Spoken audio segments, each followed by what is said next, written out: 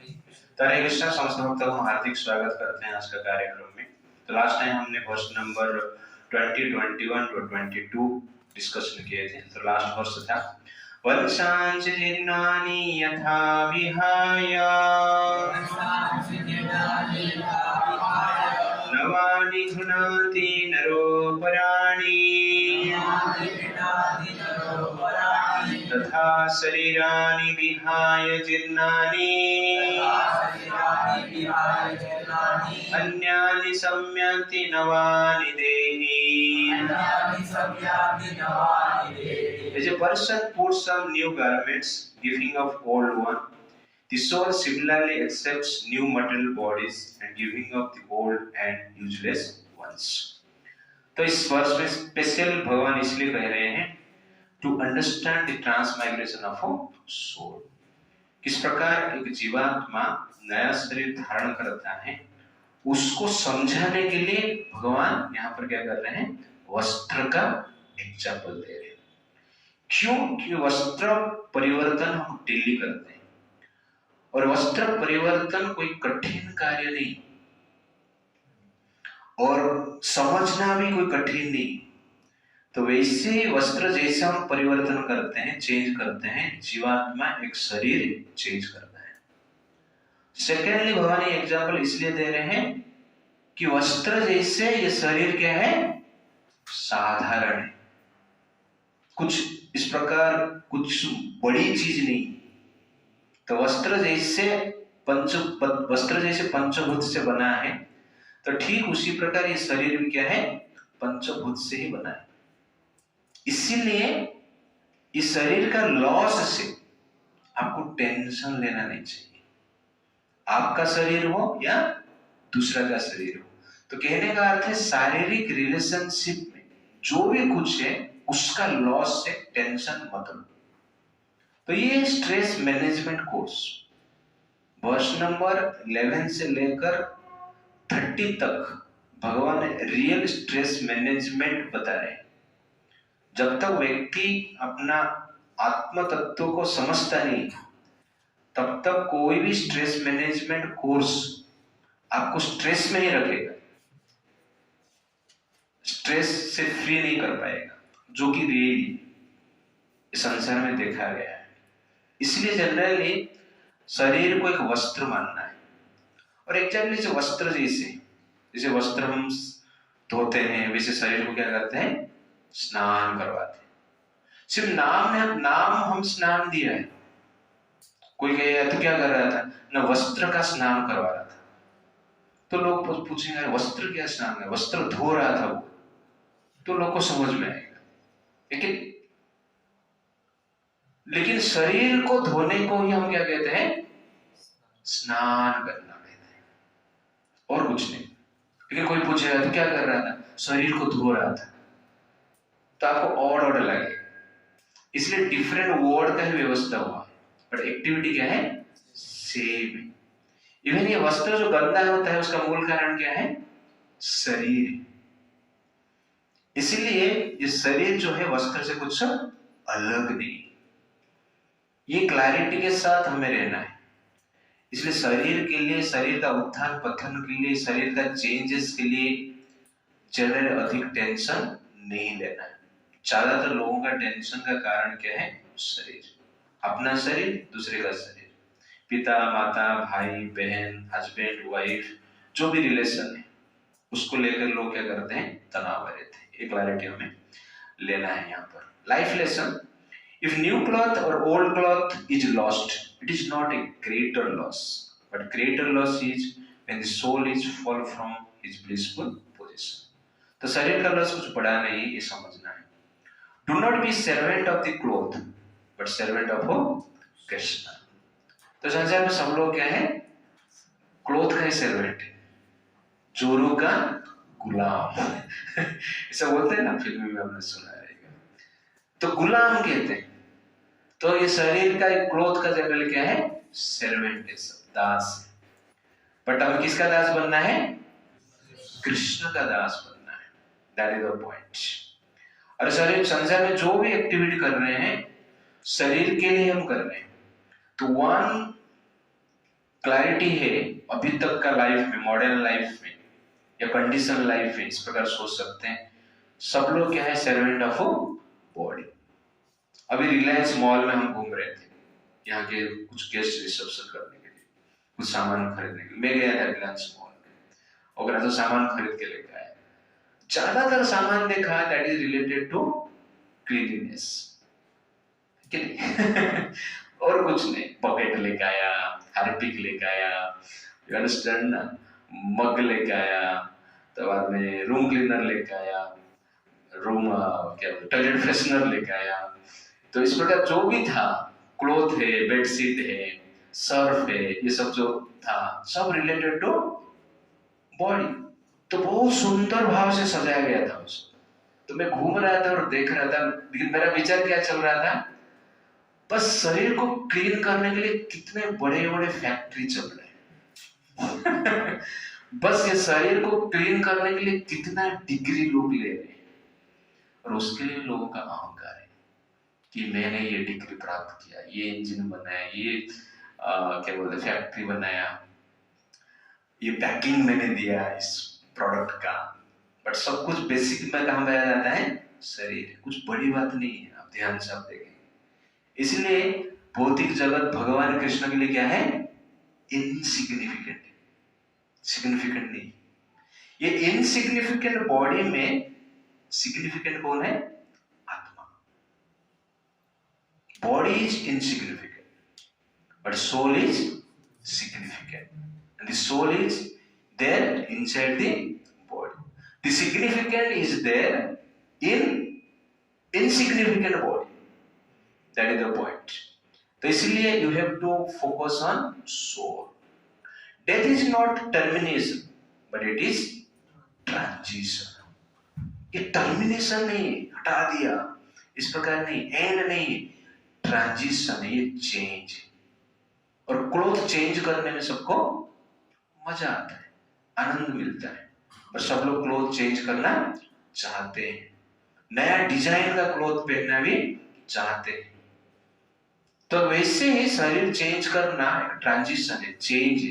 Cloth change कभी करते हैं हम, फेस्टिवल में करते हैं, स्पेशली आजकल के देखें, बर्थडे हो आजकल, या भी हमारा जो वैदिक ट्रेडिशन में जो भी फेस्टिवल हो, दिवाली हो, जन्माष्टमी हो, गणपति हो, नवरात्रि हो, तो हम फेस्टिवल में ड्रेस चेंज करते हैं। तो फेस्टिव मेंटालिटी जो है, उत्साह की जो मेंटालिटी है, भावना है, वो कब बनता है, जब ड्रेस पहनते हैं तभी आता है।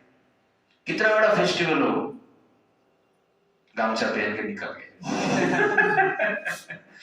तो आपको फेस्टिवल जैसे लगेगा नहीं। तो फेस्टिवल में स्पेशल अट्रैक्शन क्या रहता है, ड्रेस, क्लोथ चेंज करते हैं। अब क्लोथ चेंज नहीं करोगे तो आपको फेस्टिवल जैसे लगेगा ही नहीं। इसलिए changing dress we should accept is as a occasion of festivity, okay ना। तो फेस्टिवल का समय, तो प्रॉब्लम किधर है, तो इस प्रकार जनरली इसलिए भगवान एग्जांपल दे रहे हैं। बट द बॉडी और dress is material, it is destroyed by material arrangement naturally, और नेचुरल अरेंजमेंट और artificial arrangement you can not stop it, but soul can not be destroyed. तो बॉडी जो नेचुरल है, artificial हो या natural way हो, ये नष्ट हो जाता है, जिसे क्लोथ का नष्ट होता है।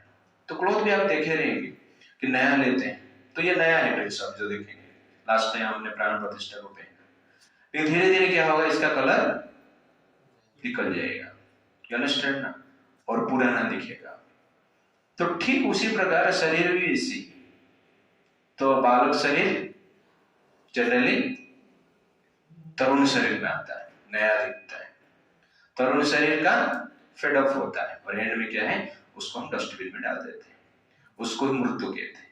और डस्टबिन को संसार में हमने नाम दे दिया स्मशान भूमि, और डस्टबिन को हमने नाम दे दिया कब्रिस्तान, और कुछ नहीं, सिर्फ नाम ही अलग है, लेकिन काम क्या है, वेस्ट मटेरियल जहां पे छोड़ा जाता है, और उसके लिए संस्कार, उसके लिए और कुछ कुछ किया जाए, उसके लिए भी लोगों का गर्व है।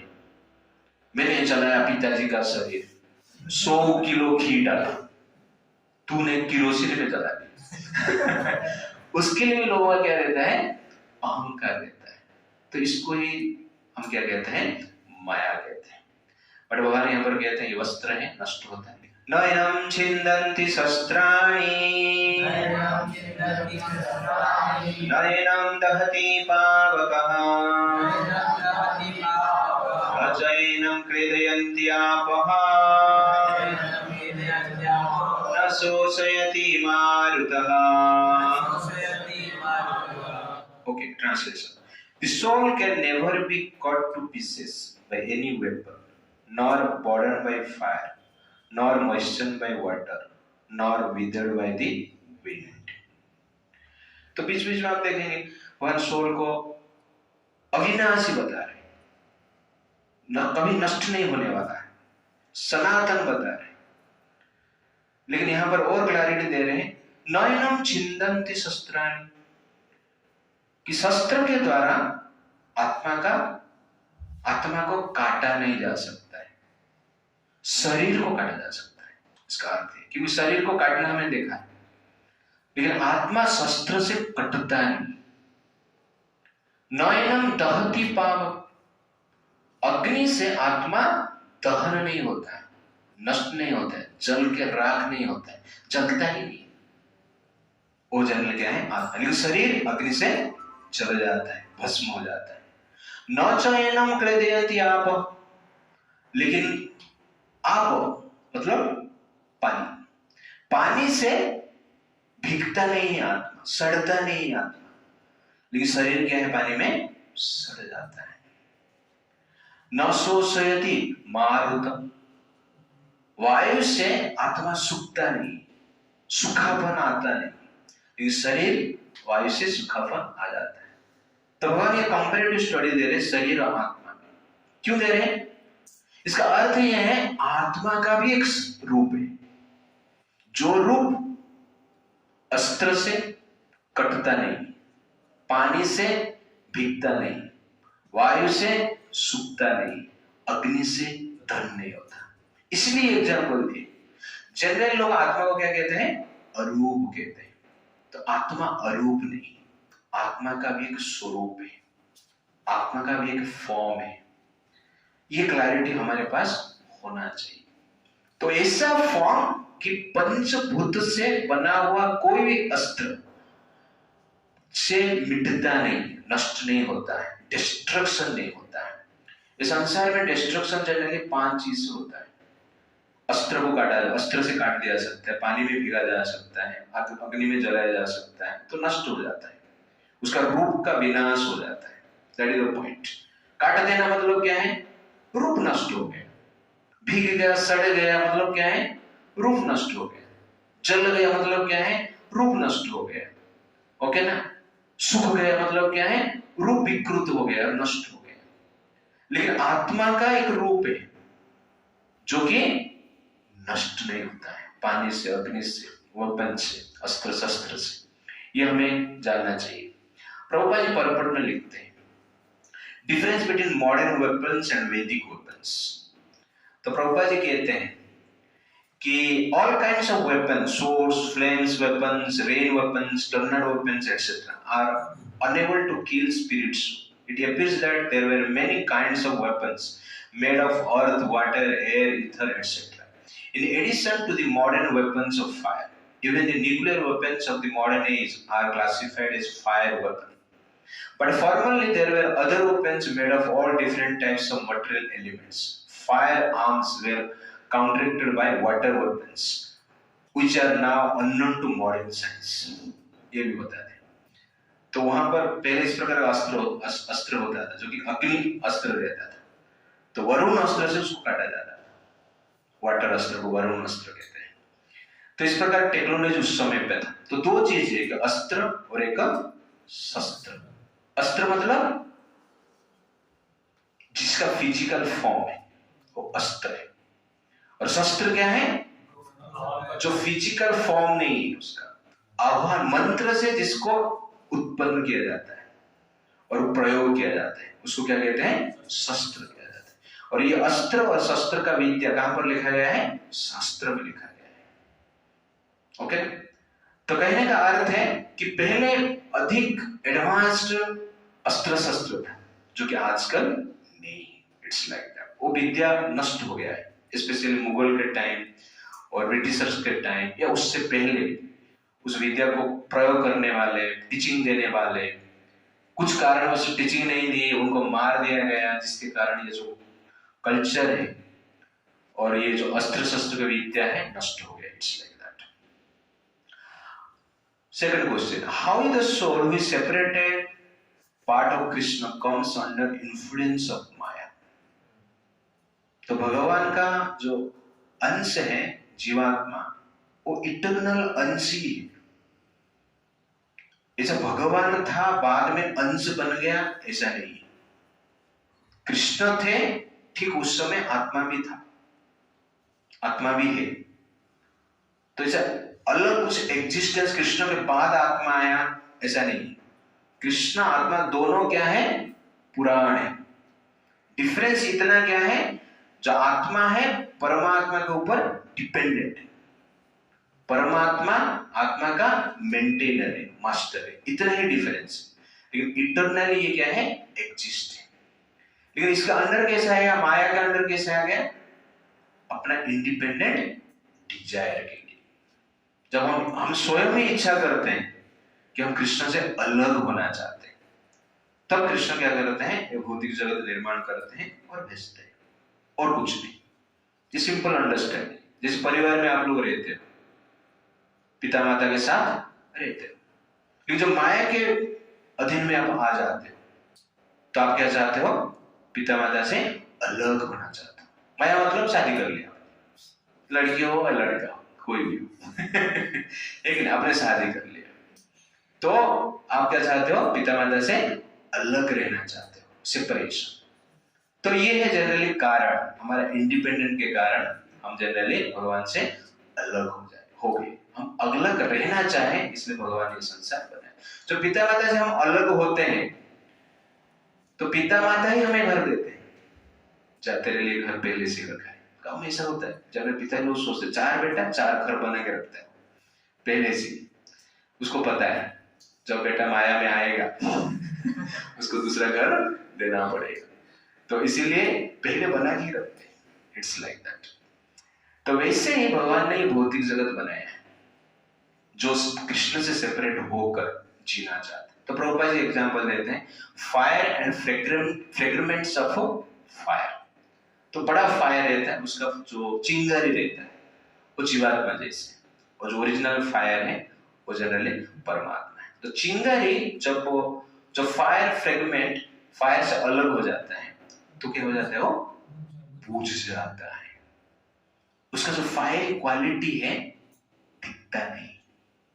तो ठीक उसी प्रकार जब हम कृष्ण से अलग हो जाते हैं, हम क्या हो जाते हैं? बुझ जाते हैं। मतलब हम कृष्ण को भूल जाते हैं, अपना इंटरनल स्वरूप को भूल जाते हैं, जो कृष्ण आत्मा के बारे में सब बताए कि न जायते म्रियते वा कदाचित् न अयं भूत्वा भविता न भूयः अजो नित्य शाश्वत अयं पुराण न हन्यते हन्यमाने शरीर। ये सब क्वालिटी को हम भूल जाते हैं। इसका उल्टा क्वालिटी हमारे पास, दैट इज बुझना। अभी हम क्या कर रहे हैं? बुझा हुआ चीज को जलाने की प्रयास कर रहे हैं, दैट इज नॉलेज। तो ज्ञान से बुझा हुआ जो चेतना है, भूल गए जो चीज हमने, आत्मा का अस्तित्व, परमात्मा का अस्तित्व, हमारा स्वरूप, हमारा इंटरनल एक्टिविटी, उसको जनरली हम क्या करते हैं? याद दिलाते हैं। That is the point. Become fearless because you are not be killed by even most fearsome weapons। तो भय करने की आवश्यकता नहीं, क्योंकि you cannot be killed। Always see things rightly, not just set things rightly। Okay, तो proper perspective में आपको देखना है हर चीज को। Death is a blessing for conditioned soul because it reminds us to think our immortal nature। एक blessing है। मृत्यु नहीं होगा तो क्या होगा? बुढ़ा हो गया, मृत्यु हुआ नहीं, तब जीना पसंद करोगे? तो डेथ इज ए ब्लेसिंग। रोग हो गया लेकिन आप मर नहीं रहे हो तो पेनफुल अधिक है ना, therefore death is a blessing। आपका पिता माता है, बुढ़ा पिता माता, आप कितना भी पिता पितृ मातृ भक्त हो, पिता माता मर नहीं रहे लेकिन तो आप क्या कहोगे, अच्छा है नहीं, इसलिए डेथ इज ए ब्लेसिंग। तो मेरा एक दोस्त है, उसका पिता माता अच्छा, पिताजी अच्छा बेड रिडन हो गए, गिर गए, उनका फ्रैक्चर हो गया, चल नहीं पाए, पर बेड रिडन, बेड में 1 नंबर 2 नंबर, दादी हाँ इनका भी, बट मान लो डेथ हुआ नहीं, अमर हो गई ऐसा स्थिति, तो आप लोग फ्रस्ट्रेट हो जाओगे। इसीलिए death is a blessing. Generally हम सोचते हैं death is a curse, but death becomes greatest blessing when you get liberation after death. मृत्यु के पश्चात जब हमें अमृतत्व प्राप्त होता है तो मृत्यु बन जाता है एक ब्लेसिंग, आशीर्वाद बन जाता है। मान मृत्यु नहीं होगा, अमृतमय जो मजा है, मुक्ति का जो मजा है, मुक्ति का जो आनंद है, भगवान के साथ रहने का जो अवसर है, मिलेगा कभी नहीं मिलेगा। इसलिए death is a blessing, it's like that. The self is beyond destruction, this verse gives hope and conviction. The self, आत्मा बियॉन्ड डिस्ट्रक्शन। तो हमारा भय जनरली क्या है, क्षय के लिए हम भयभीत हैं। भय इज फॉर क्षय, शरीर का नष्ट होना है, इसलिए हम भयभीत रहते हैं। बट आपको पता चल गया, आप रियलाइज कर दिया कि जनरल क्या है, मैं शरीर नहीं हूं, मैं अविनाशी आत्मा, तो भय का कारण ही नहीं आता है। No, one should not hold on material sentimentality to push back the spiritual course of activity. तो कभी कभी स्पिरिचुअल लाइफ को हम भूल जाते हैं और इच्छा इतना प्रायोरिटी नहीं देते बिकॉज ऑफ मटेरियल एक्टिविटी। तो ज्यादातर लोग जनरेशन से में मटेरियल एक्टिविटी को प्रायोरिटी देते हैं। अब स्टडी करते हो, स्कूल जाते हो, कॉलेज जाते हो, 10 आवर्स स्कूल कॉलेज में आपका जो समय है आप इन्वेस्टमेंट करते हो, क्या बनने के लिए? लास्ट टाइम हमने डिस्कशन किया था, शरीर का डेस्टिनेशन क्या है, क्या बनेगा अंत में ये शरीर? राख बनेगा, ठीक है? और क्या बनेगा? कीड़ा बनेगा। और क्या बनेगा? स्टूल बनेगा। कोई मृत्यु शरीर को खा लिया, बाद में दोनों मर गए, तो आपका शरीर क्या बन गया? स्टूल बन गया। कोई फेंक दिया या कब्र में डाल दिया तो क्या बन जाएगा? कीड़ा बन जाएगा। ओके, कोई जलाया तो क्या बनेगा? भस्म बनेगा। ये इसलिए डिग्री लिया था, भस्म बनने के लिए। तो the point is that material activity हम करते हैं, लेकिन अंत में शरीर का डेस्टिनेशन ये होता है। और मटेरियल एक्टिविटी के लिए 8-10 घंटा स्टडी करते हैं, उसके बाद पता चलता है ना फिजिक्स कुछ काम पे आया, ना केमिस्ट्री कुछ काम पे आया, ना मैथमेटिक्स कुछ काम पे आया, कुछ भी, कोई भी डिग्री काम पे नहीं। इतना बड़े बड़े पीएचडी डिग्री लेते हैं, बाद में 7 दिन में डिवोर्स हो जाते हैं। पीएचडी डिग्री लिया, 30 साल पढ़ाई किया, 7 दिन साथ में नहीं रह पाए। What is this degree? ये डिग्री का काम क्या है जो संबंध को टिका के नहीं रख पाता है? ये डिग्री का काम क्या है जो कि मन का स्थिरता को धारण नहीं कर पाता है? ये डिग्री का काम क्या है जो शरीर को, जनरल शरीर का स्वास्थ्य को भी ठीक से धारण नहीं कर पाता है? ये डिग्री है, ये फेक डिग्री है, ओरिजिनल डिग्री नहीं। तो ओरिजिनल डिग्री ये है जो आपका मन का स्थिरता को धारण करता है, आपका शरीर को धारण करता है, आत्मा को धारण करता है। और जिस डिग्री से हम भगवान के पास पहुंच सकते हैं, मृत्यु को जीत सकते हैं, मृत्यु को ब्लेसिंग के रूप में जान सकते हैं, that is original degree, that is skull. ये प्रभुपाद रात दिन जाग कर एक करके बुक लिखे, किस लिए? पढ़ने के लिए। पर स्कल में पढ़ने वाले बहुत कम है, नाचने वाले गाने वाले बहुत हैं। You understand? नाचने वाले गाने वाले आप बहुत बने, फ्लावर फेस्टिवल पूरा टेम्पल कर प्रसाद के लिए क्या बोलते लाइन में खड़ा होते। बट गीता क्लास के लिए मतलब वेरी रेयर। बट ये अंडरस्टैंडिंग हमें चाहिए। नाचना भी गाना है, मैं अगेंस्ट नहीं। आप लोग कभी भी ऐसा सोचते हैं। सबसे मुझे पसंद क्या बात मालूम है? नाचना और गाना सबसे इंटरेस्ट है। बट आपको स्टडी भी करना है। That is very very important. The soul is not just indestructible, but has the freedom to move anywhere and any form. अचेत्यायमदान्यायम् अक्लेद्यशोष्यैव च नित्यः सर्वगतः स्थानो अचलायं सनातनः। Translation. This individual soul is unbreakable and insoluble and can be neither won nor tried. He is everlasting, present everywhere, unchangeable, immovable, and eternally the same. तब भगवान यहाँ पर कहते हैं कि जो आत्मा है अछेद्य है, उसको काटा नहीं जा सकता है, जलाया नहीं जा सकता है, सुखाया नहीं जा सकता है, भिगाया नहीं जा सकता है। उसके साथ साथ वो कहते हैं नित्य, इटर्नल है, सर्वगत। सर्वगत मतलब हर स्थान में वो जा सकता है। दैट इज एग्जैक्टली क्या है? Present everywhere. ओके। एंड स्थान मतलब अनचेंजेबल, परिवर्तन नहीं होता है। अचल, इमूवेबल, और हिलता नहीं मतलब अपना क्वालिटी में, उसका क्वालिटी में चेंज नहीं होता है और विकार नहीं होता है। एंड सनातन, इटर्नल है। तो दीज आर दी क्वालिटीज।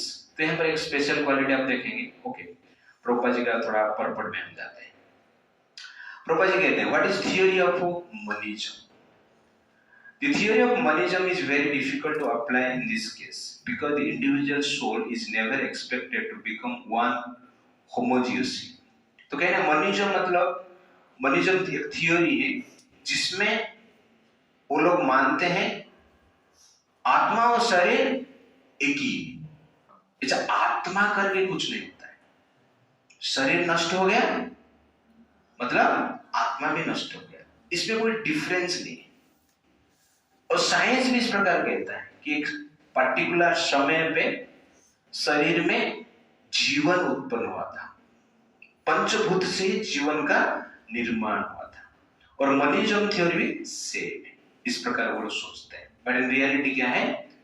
ऐसा नहीं, क्योंकि आज तक साइंस ने प्रूव नहीं कर पाया कि केमिकल से कहां पर जीवन उत्पन्न हुआ है। इट इज एक थियोरी, इमेजिनेशन। किसका एक मन, किसका एक कल्पना है। That's all. What is the meaning of सर्वगत? तो सर्वगत का अर्थ है ऑल परवेडिंग। ऑल परवेडिंग का अर्थ है कि आप हर जगह पे ऐसे है नहीं। ऑल परवेडिंग का अर्थ ये है कि अभी आप मनुष्य शरीर में, धरती पे, टेरेस्ट्रियल एटमॉस्फेयर में, आप ऑक्वाटिक एटमॉस्फेयर में भी रह सकते हैं मछली बन के, लेकिन एयर में भी रह सकते हैं पक्षी बन के। तो सूर्य लोक में भी आप रह सकते हैं, उसका एक स्पेशल बॉडी है। सन लोक में भी बॉडी है, शरीर है। चंद्र में भी शरीर है। तो हर प्लैनेट में डिफरेंट बॉडी है, लेकिन उसका पैरामीटर अलग है। जैसे मछली पानी में रहता है, उसका बॉडी इस प्रकार बनाया गया है कि पानी में वो टिक सकता है, सांस ले सकता है, जी सकता है, आनंद से रह सकता है। आहार, निद्रा, भय, मैथुन पानी में कर सकता है। कि मनुष्य का शरीर ऐसा क्या है? केवल लैंड में ही रह सकता है, पानी में नहीं रह सकता, सड़ जाएगा ये शरीर पानी में रहेगा। मछली पानी में जन्म रहता है, पानी में मर जाता है। क्योंकि मछली का शरीर पानी में जब जीवित रहते हैं सड़ता नहीं। क्यों? आप मान लो मछली जैसे, मछली तो सालों साल रहता है।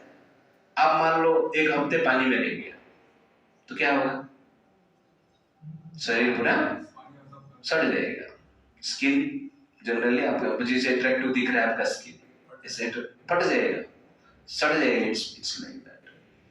क्योंकि ये स्किन जो है, मछली का भी स्किन ही है, डिफरेंटली बना है। पानी का तत्व को क्या कर सकता है? हैंडल कर सकता है। वो पानी तत्व उसमें अधिक है, ऐसा टेक्नोलॉजी में बना है। वैसे पक्षी आकाश में उड़ सकता है, हो गया ना? तो हवा उड़ता है मतलब हवा का जो वेग है उसको एगेंस्ट में जाता है, उसके लिए उसका डिजाइन किया गया है। तो कहने का अर्थ है हर स्थान में जीवात्मा एक स्पेशल रूप में रहता है। तो जीवात्मा इसलिए क्या है? सर्वगत है। That is the point here. तो प्रभुपाद को जनरल लोग पूछते, कभी कभी पूछा गया है कि प्रभुपाद जी कि इस प्रकार नहीं है, साइंस कहता है कि केवल धरती पे ही जीवन है, चंद्रलोक में जीवन नहीं, क्योंकि वहां पे पानी नहीं। तो प्रभुपाद जी जनरली कहते हैं ये फ्रॉग फिलोसफी। फ्रॉग फिलोसफी कौन कौन सुना है? तो एक बार क्या हुआ, एक कुआं में एक सागर का फ्रॉग गिर गया, मेंढक गिर गया। गिरने के बाद सागर का जो कुआं का मेंढक था पूछता है सागर का मेंढक, तू कहां से आया यार? भिजा लेके आया क्या? ऐसे ही गिर गया। नहीं नहीं, मैं अटलांटिक ओशन से आया। तो मेंढक पूछता है कुआं का, कितना बड़ा है? तो अटलांटिक ओशन का मेंढक पता नहीं पाता है कुछ। तो कुआं का मेंढक थोड़ा जंप मारता है अपना कुआं में, 1 फीट जंप मारता है। वो कहता है इतना बड़ा है क्या? नहीं नहीं, इससे बहुत बड़ा है। 2 फीट मार देता है जंप। तो 2 फीट बड़ा है? नहीं, इतना, इससे भी बहुत बड़ा है। कितना बड़ा है? तो बता पाएगा मेंढक अटलांटिक? और मान लो बताया नहीं, इससे बहुत बड़ा है, 1000 गुण, लाखों गुण, ऐसा कुछ भी बोलेगा। तो कुआं का मेंढक को कुछ समझ में आएगा? नहीं है। क्यों? क्योंकि वो एक्सपीरियंस जो है, हम वो चीज को एनालाइज कर पाते हैं, एक्सपीरियंस कर पाते हैं जो हमें पहले कुछ हमने किया है। हमारे अनुभव से परे कुछ बताया जाता है तो उसको अनुभव करना डिफिकल्ट है, ये नेचर है। इसीलिए कभी कभी ऐसे भी होता है आपने अनुभव भी किया रहेगा बट आप उसको जान नहीं पाते। ऐसे भी होता है, अनुभव जो नहीं किया उसका छोड़ दीजिए, कुछ अनुभव एक्सपीरियंस भी किया है फिर भी आपको आइडेंटिफाई उसको आप नहीं कर पाते। अभी हमारा यहाँ पर जो प्रसाद सेवा का दायित्व चंदन प्रभु के हाथ में था, चंदन प्रभु और मोहन। तो एक दिन कोई माता जी ने सब्जी बना के दी थी, बहुत सारा आइटम आया था, उसमें से गवार का सब्जी और बटाटा का सब्जी था। तो मैं खा रहा था गवार सब्जी और बटाटा मिक्स, तो अच्छा लगा मुझे। मैं चंदन प्रभु को गया, अरे प्रभु गवार और बटाटा सब्जी और थोड़ा मुझे दे दो। तो चंदन बोलता है प्रभु जी ये बटाटा नहीं। फिर क्या है ये? फिर ये तो बटाटा ही है। नहीं प्रभु ये बटाटा नहीं, फिर ये कंदमूल है। मैं खा रहा था, एक प्लेट एक कटोरे खा लिया, फिर भी मुझे समझ में नहीं आया कि कंदमूल है। आंख देख रहा है, जीवा भी टेस्ट कर रहा है, दांत भी चबा रहा है, पेट में भी जा रहा है, फिर मैं क्या सोच रहा हूं? बटाटा है। सब कुछ है लेकिन अनुभव क्या है? बटाटा का अनुभव। लेकिन जब वो कंदमूल बोला, मैं देखा उसको, हाँ यार ये तो कंदमूल ही। बाद में खाया तो कंदमूल का टेस्ट आया मुझे। इसको कहते हैं रियलाइजेशन। अनुभव और रियलाइजेशन में अंतर है। कभी कभी आप अनुभव जो करते हो वो होता नहीं, आपको लगता है ये है कर। मैं एक्सपीरियंस कर रहा था बटाटा का लेकिन वो कंदमूल था। तो खा रहा है लेकिन जीवा तो टेस्ट कुछ कर रहा है, लेकिन मेरा अनुभव क्या हो रहा था? बटाटा ही अनुभव हो रहा था। तो इसलिए एक्सपीरियंस एंड रियलाइजेशन, ये दो चीज क्या है? अलग है। इसलिए हमारा साइंस को क्या कहा जाता है? Science of self realization. आत्मा को एक्सपीरियंस नहीं करना है, रियलाइज करना है। ऑलरेडी आत्मा है, आत्मा के कारण ही एग्जिस्टेंस है, ओके ना। बटाटा कंदमूल मुख में ही है, लेकिन बटाटा का अनुभव है वैसे आत्मा अंदर ही है, फिर अनुभव किसका है? शरीर का है। लेकिन जैसे मैंने अनुभव किया, अरे यार ये तो कंदमूल ही है, आप सही बोल रहे हो, उसके बाद कंदमूल का टेस्ट है। कैसे? क्योंकि रियलाइज करने वाला व्यक्ति ने मुझे बताया, ओके। उसके बाद मैं रियलाइज, हाँ यार सच। तो वैसे ही प्रभुपाद ने रियलाइज किया है सोल क्या है, आत्मा क्या है, परमात्मा क्या है, और वो सब चीज हम क्या कर रहे हैं? खा रहे हैं, ठीक है ना। लेकिन इसको रियलाइज करने में थोड़ा टाइम लगेगा but the point is that तो we should understand realisation and experience. तो फ्रॉग फिलोसफी कितना भी आप समझाओ, कुआ का मेंढक को समझ में नहीं आएगा अटलांटिक ओशन कितना बड़ा है। तो वैसे ही इस संसार में जीवात्मा और परमात्मा को समझना कठिन कार्य है, ये फ्रॉग फिलोसफी जैसे। जब तक वो मेंढक को, कुआ का मेंढक को ऊपर लेके कुआ से निकालकर अटलांटिक ओशन को दिखाता नहीं है, उसमें छोड़ता नहीं है, तब तक उसको समझ में नहीं होगा। कहने का अर्थ है कुआ का मेंढक को अटलांटिक ओशन का थियोरेटिकल एक्सप्लेनेशन से समझा नहीं पाएंगे, उसको डायरेक्ट एक्सपीरियंस ही करना होगा। कुछ चीज डायरेक्ट एक्सपीरियंस से ही समझ पाते, एक्सप्लेनेशन से समझ में नहीं आता है। Therefore, there is a limitation of explanation, limitation of knowledge. But God is unlimited. Soul is beyond material energy.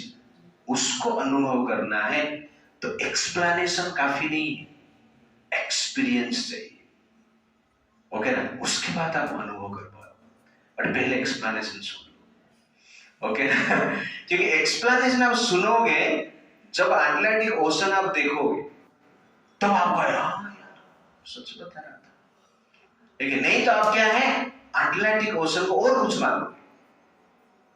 तो कहने का अर्थ है एक्सप्लेनेशन की आवश्यकता है।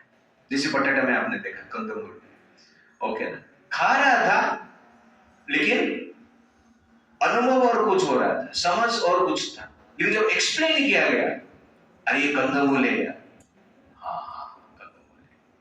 तो कहने का अर्थ है कि एक्सप्लेनेशन का भी आवश्यकता है और एक्सपीरियंस की भी आवश्यकता है। But first go through the explanation, then experience, then self-realization. It's like that. Spiritual has so much freedom. सर्वगत, हर स्थान पर आप जा सकते हैं आपका एक्टिविटी के अनुसार, कर्म के अनुसार। तो why not go to Vaikuntha? Vaikuntha जाना चाहिए ना। That should be the goal of our life. Life lessons. Goal of life is to attain freedom from body, mind, senses, not from just from so-called rulers. This is the real freedom. हम कोई कभी britisher से freedom प्राप्त करना चाहते हैं, कभी मुगल से फ्रीडम प्राप्त करना चाहते हैं, कभी अलेक्जेंडर से फ्रीडम प्राप्त करना चाहते हैं, कभी कोई पॉलिटिकल पार्टी से फ्रीडम प्राप्त करना चाहते हैं, कभी कोई हस्बैंड वाइफ से फ्रीडम प्राप्त करना चाहते हैं, कभी कोई गर्लफ्रेंड बॉयफ्रेंड से फ्रीडम प्राप्त करना चाहते हैं, कभी कभी लोग इस्कॉन से भी फ्रीडम प्राप्त करना चाहते हैं, लेकिन स्कूल कॉलेज से फ्रीडम प्राप्त करना चाहते हैं। ये सब रियल फ्रीडम नहीं, ये फ्रीडम कुछ नहीं, जेल चेंज करना जैसे। एक जेल से छूट गया दूसरे जेल में फंस गया, उसको फ्रीडम बोलते, बाद में उधर से बोलते ये जेल से छूट के दूसरे जेल में जाओ। ये जनरली क्या है? फ्रीडम, फ्रीडम हम कहते हैं। बट इन रियलिटी क्या है? रियल फ्रीडम मतलब freedom from this body, freedom from bodily consciousness is real freedom of life. तो रियल फ्रीडम आपको चाहिए तो मानसिक शारीरिक चेतना से हमें ऊपर उठना है, that is the point. Soul is not just movable but also अव्यक्तयम चिन्त्यायम अविकारयम उच्यते तस्मादेवं विदित्वा एनं नानुशोचितुमर्हसि अव्यक्तायमचिन्त्यायम् अविकारायमुच्यते तस्मादेवं विदित्वा एनं नानुशोचितुमर्हसि. It is said that the soul is invisible, inconceivable, and immutable. Knowing this, we should not grieve for the body. नानुशोचितुमर्हसि. Don't be in stress. Stress management. आगे जाके बहुत सारे वर्ष में इसे भगवान कहे डोंट टेक टेंशन. क्यों? अव्यक्तायम. आप अव्यक्त हो. अव्यक्त मतलब क्या है? इनविजिबल. इनविजिबल का अर्थ यह नहीं है कि उसका रूप नहीं है. एयरप्लेन आपको आकाश में दिख नहीं रहा है, केवल साउंड ही सुनाई दे रहा है. What is airplane? साउंड. ऐसा है? नहीं. इनविजिबल है, बट एयरप्लेन का क्या है? रूप है. तो मायावादी इसको लेते हैं अव्यक्त, रूप नहीं, ऐसा कहते हैं. बट क्या है? रूप है. जैसे प्रभुपाद जी का ऑडियो टेप है, तो साउंड है प्रभुपाद जी का, अव्यक्त है. प्रभुपाद जी उस ऑडियो में क्या है? वो टेप में अव्यक्त है, वो साउंड में अव्यक्त है. बट प्रभुपाद जी है, उनका रूप है. ओके ना? तो अव्यक्त, तो आत्मा अभी इनविजिबल है, बट व्यक्त होगा जब आप परिश्रम करेंगे. एयरप्लेन अव्यक्त है, आकाश में बहुत ऊपर है, लेकिन आप उसका पीछा करोगे तो क्या है? उसका व्यक्त रूप का आप देख सकते हैं. तो वैसे ही आत्मा परमात्मा व्यक्त है, अभी अव्यक्त है, इटरनली अव्यक्त नहीं है. आप ही अव्यक्त कैसे हो सकते हैं? अव्यक्त व्यक्त को कैसे देखता है? व्यक्त मतलब दिखना. ओके ना? तो ये व्यक्ति अंदर बैठा है, बाहर दिख नहीं रहा है. ये अव्यक्त क्या करता है? सब कुछ देखता है. तो व्यक्त शब्द से व्यक्ति आया है. व्यक्ति बोलते ये व्यक्ति है. तो क्यों? शरीर दिखता है इसलिए व्यक्ति कहते हैं. आत्मा दिखता नहीं इसलिए क्या कहते हैं? अव्यक्त कहते हैं. तो व्यक्त अव्यक्त का अर्थ ये नहीं कि अरूप, ऐसा नहीं. व्यक्त का अर्थ है विजिबल, अव्यक्त का अर्थ है इनविजिबल. समझ में आया? अचिंत्य अयम, आत्मा अचिंत्य है. तो अचिंत्य का अर्थ है बुद्धि से परे, मन से परे. ओके ना? बुद्धि के द्वारा उसको आप समझ नहीं पाएंगे. तो बुद्धि के द्वारा आत्मा को आप एक्सेस नहीं कर पाएंगे. That is the point. Therefore it is क्या है? अचिंत्य है. जैसे आंख है, आंख के लिए अचिंत्य क्या है? आंख के लिए अचिंत्य क्या है? आंख आई के लिए अचिंत्य क्या है? Micro organism. लेकिन आंख में इलेक्ट्रो माइक्रोस्कोप में आप देखते हो ना, तो अचिंत्य कैसे हुआ? देख लीजिए आप. आंख के लिए स्वाद अचिंत्य है. लेकिन आंख को स्वाद समझ में नहीं आएगा. लेकिन शब्द भी आंख के लिए क्या है? अचिंत्य है. सिर्फ आंख बोलेगा संसार में ना स्वाद है, ना शब्द है, ना गंध है. जनरली स्वाद भी है, गंध भी है, शब्द भी. आंख केवल क्या कर सकता है? देख सकता.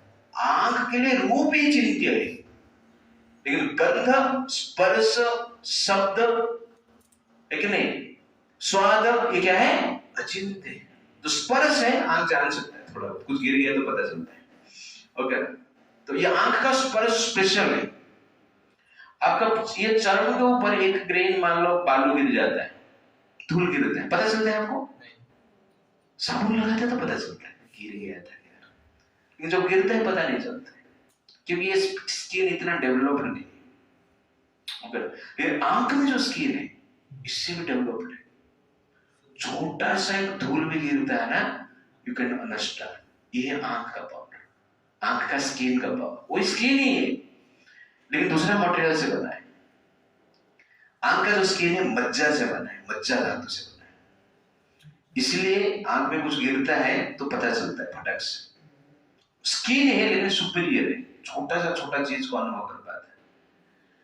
तो कहने का अर्थ है हर इंद्रिय के लिए कुछ कुछ अचिंत्य है। वैसे मन के लिए, बुद्धि के लिए जनरल क्या है, और इंद्रिय के लिए आत्मा अचिंत्य है। इसका अर्थ नहीं है कि आत्मा नहीं, आपके स्किन के ऊपर धूल गिरा और आपको पता नहीं चला, इसका अर्थ ये नहीं कि आपका स्किन के ऊपर धूल नहीं गिरा है, धूल नहीं है, अचिंत्य है स्किन के लिए। लेकिन वैसे आंख के लिए गंध स्पर्श अचिंत्य है, वैसे स्किन के लिए रूप अचिंत्य है,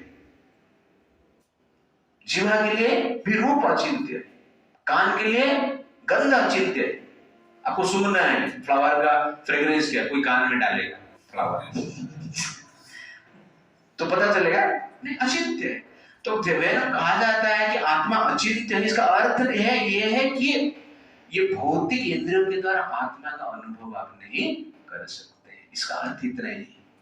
लेकिन मायावादी लोग क्या बोलते हैं, अचिंत्य है इसलिए निराकार है, अव्यक्त है इसलिए क्या है, निराकार है। ये क्लैरिटी आपके पास होना चाहिए। अविकार अयम उच्यते, अविकार भी है, इसमें विकार नहीं होता है, इसमें मृत्यु का विकार नहीं, वृद्धावस्था का विकार नहीं, बालपन का विकार नहीं, रोग का विकार नहीं।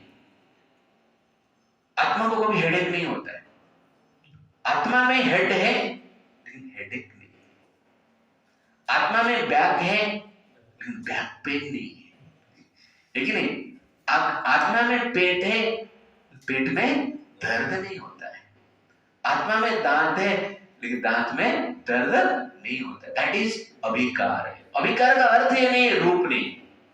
जनरल मायावादी इसको इस प्रकार कहते हैं। मैं ये सब डिटेल्स इसलिए बता रहा हूं कि अरूप को डिस्ट्रॉय करने के लिए। रूप है लेकिन अविकार रूप है, अचिंत्य रूप है, अव्यक्त रूप है, इनविजिबल, दिखता नहीं, दिखेगा बाद में दिखेगा। It's like that. तस्मात् एवं विदित्वा, ये सब जानकर हे अर्जुन, न अनुशोचितुम् अर्हसि, चिंता मत करो, फाइट करो, अपना ड्यूटी करो। That is the point, life lesson. Sometimes intelligence means accepting that intelligence cannot examine and experience everything that exists. This is also intelligence. Intelligence का अर्थ ये नहीं सब कुछ जान लेना। आप वो मैं इंटेलिजेंट हूं, क्यों? मैं सब जान लेता, लेकिन कुछ को जान नहीं पाता है, उसको भी एक्सेप्ट करना इंटेलिजेंस। नहीं तो वो क्या है, मूर्खता है। ये भी जानना अत्यंत आवश्यकता है। तो एक बार क्या हुआ, अलेक्जेंडर भारत को छोड़ के पूर्व महाराजे से हार कर जब अलेक्जेंडर जा रहा था, अचानक उसको याद आया, अरे मुझे मेरा गुरु ने कहा था कि भारत से एक सन्यासी को लेकर आना, ये भूल गया मैंने। धन संपत्ति सब तो लूटे, ये सन्यासी को लाना भूल गए। तो सैनिक को भेजा, जाओ एक सन्यासी को पकड़ के ले। तो सैनिक लोग गांव में आए, गांव में, और पूछे यहाँ पे कोई सन्यासी है क्या?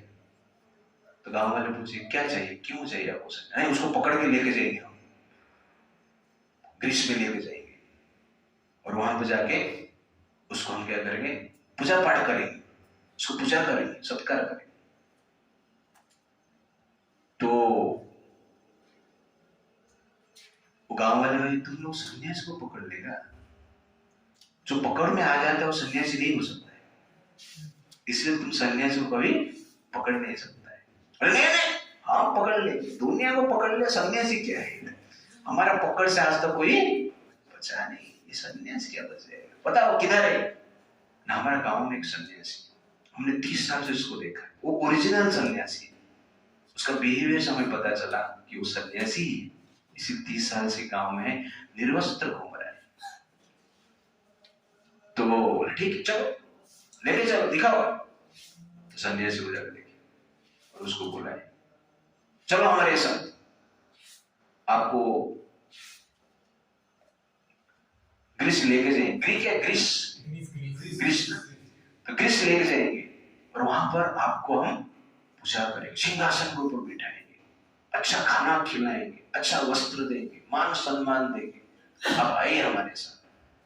तो सन्यासी हंसता है कि मुझे मान सम्मान चाहिए था, मुझे मान लो वस्त्र चाहिए था, मुझे अच्छा खाना चाहिए था, तो फिर मैं सन्यासी कैसा है? मुझे ये सब नहीं चाहिए, जाओ तो नहीं जाएगा तुमको बांध कर ले। तो सन्यासी हंसता है, मुझे बांध लोगे?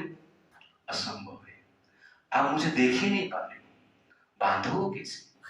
तो ये लोग थोड़ा सर घूमने लगे, ये क्या बोल रहा है, ये सन्यासी है या पागल है? अरे देख रहा हूं तुमको, बांध सकते हैं। नहीं, आप मुझे देख ही नहीं रहे, तुम गलत देख रहे हो। जब तुम्हारा जो मास्टर है उसको बुला के लेगा और राजा को बुला के लेगा, तुम लोगों के पास इतना बुद्धि नहीं है। तो अलेक्जेंडर को जाके ये सब बताए, ठीक है मैं आता। तो अलेक्जेंडर बड़ा तलवार लेके आया, सन्यासी को बोला चलो मेरे साथ, नहीं तो आपको काट देंगे। तो सन्यासी बोला मुझे काट दोगे? देखेगा तो काटेगा, बिना देखे कैसे काट सकता है? तो अलेक्जेंडर भी सोचा क्या बोल रहे हैं, सीधा तलवार लिया, गर्दन पे रखा और बोला तुम्हारे सर को शरीर से अलग कर दूंगा, अभी अलग कर दूंगा, मेरे साथ नहीं जाएगा। तो सन्यासी बोलता है तुम मुझे अभी अलग करेगा? मैं 30 साल पहले अलग हो चुका हूं। तो अलेक्जेंडर को समझ में आ गया कि ये साधारण आदमी नहीं है, ये भय से परे है। अलेक्जेंडर प्रणाम करता है, वो चला जाता है, आप इधर रहिए, आपका सन्यासी को जरूरत नहीं होगा। तो दिस इज द पॉइंट। अभिकार कुछ जनरली जो आत्मा को रियलाइज कर दिया, संसार में कोई भी परिस्थिति से भी वो क्या है, बदलते नहीं है। न सोचती रहती, इस संसार का कोई परिस्थिति में भी टेंशन में नहीं रहते। देखा ना ये सन्यासी, ये रियल इंसिडेंट है, लेकिन न सोचते, tension free, completely stress free. कैसे? Actually when you realise yourself, कि आप जान लेंगे कि आप शरीर नहीं है, शरीर से अलग है, आप टेंशन फ्री हो जाओगे और कुछ नहीं। सपनों में आप कुछ भी बन सकते हैं, राजा बन सकते हैं, रंग भी बन सकते हैं, आकाश में एयरप्लेन में उड़ सकते हैं या खाली भी उड़ सकते हैं, ठीक है? लेकिन सपना टूटने के बाद आपको पता चल जाता है सब कुछ क्या था, सपना ही था। सपना के पीछे, सपन के पीछे जीवन हमारा चला गया। कभी पता चलेगा सब जागेंगे, नहीं तो सपने में भी हम रोते रहेंगे, सपने में भी हंसते रहेंगे। और ये सब देखकर भगवान क्या करते हैं, हंसते रहते हैं। इसलिए भगवान कृष्ण का कभी भी दुखी नहीं देखे। आप भी रोते रोते जाके उनके सामने खड़े रहोगे ना, फिर भी वो बंसी बजाते ही रहेंगे, स्माइलिंग फेस दिखता ही रहेगा, कभी रोते हुए नहीं देखोगे। क्यों? क्यों? क्योंकि उनको पता है ये सपने में है। मान लो आप सपने में रो रहे हो, आपके पिताजी जागे और सपने में रोते हुए बोलते हो, हे पिताजी मुझे बचाइए, बाघ खा रहा है, आधा खा लिया, थोड़ा बाकी है। तो पिताजी क्या करते हैं, हंसते हैं, रोते हैं, पिताजी को बाघ, संतान को बाघ खा रहा है, आधा खा लिया, जल्दी बचाना पड़ेगा। रोते हैं, उठाते हैं, नहीं, उनको भी मजा आता है।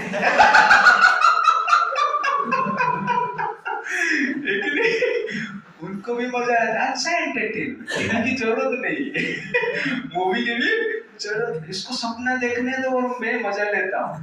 बट कृष्ण ऐसे ही, दुनिया वाले को सपना देखने दो और मैं अपना मजा लेता रहूंगा। ओके ना? देयरफॉर भवानी और क्या कहते, न सोचते अरहसी। मैं आपको मजाक मजाक में चीज बता रहा हूं, बट ये चीज को आप क्या बोलते हैं, डीपली समझेंगे तो आपका स्ट्रेस 100% दूर हो जाएगा। ये मजाक नहीं है, लेकिन इसका अंडरस्टैंडिंग आपको 100% स्ट्रेस फ्री करेगा। दैट इज न सोचती अरहसि। इसलिए कृष्ण बोलते अव्यक्त अयम, अचिंत्य अयम, अविकार अयम उच्यते, तस्मात् एवं विदितायन न सोचति अरहसि। हरे कृष्णा कृष्णा कृष्णा हरे हरे, हरे Ram Ram Ram Hare Hare. Prabhupada ki jai. So how does a non-believer be free from lamentation for the destruction of material body? तो अभी तक हमने देखा कि आत्मा के ऊपर जो विश्वास करता है वो कैसे स्ट्रेस फ्री होगा। वर्ष नंबर 10 से लेकर 25 तक हमने देखा। अभी आगे जाके देखिए 26 से 30 तक जो विश्वास नहीं करता है, आत्मा को मानता नहीं, वो भी कैसे स्ट्रेस फ्री होगा, वो अपना स्ट्रेस को कैसे मैनेज करेगा, हम देखेंगे नेक्स्ट टाइम। तो ये जो कोर्स है वर्ष नंबर 11 से 10 से बोल सकते हैं, लेकिन 30 तक क्या कोर्स है ये? Stress management course in reality. Okay, Hare Krishna.